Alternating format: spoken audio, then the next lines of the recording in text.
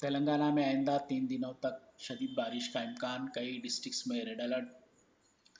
تلنگانہ میں گزشتہ 5 دنوں سے مسلسل بارش کا سلسلہ جاری ہے۔ حیدرآباد سمیت ریاست بھر میں عام زندگی بری طرح متاثر ہو کر رہ گئی ہے۔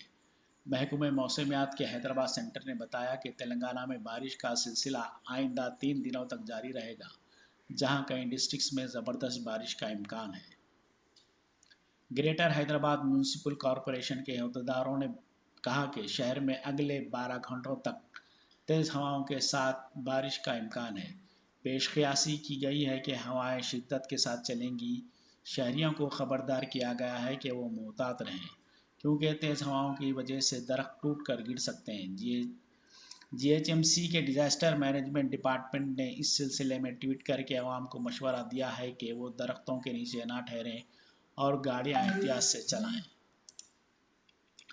تلنگانہ کے کچھ ڈسٹرکٹس میں ریڈ الرٹ جاری کیا گیا ہے، جن میں عادل آباد، کمرم بھیم، آصف آباد، منچریال، نرمل، نظام آباد، جگتیال، کریم نگر، پیدہ پلی، جے شنکر، بھوپال پلی، ملک بھدرادری، کوتاگوڑم، ورنگل، ہنمکنڈا، راجنا سرسلہ، محبوب آباد، کھمم، سوریا پیٹ، سنگاریڈی، میدک، کاماریڈی اور سدھی پیٹ میں شدید سے شدید بارش ہونے کا امکان ہے۔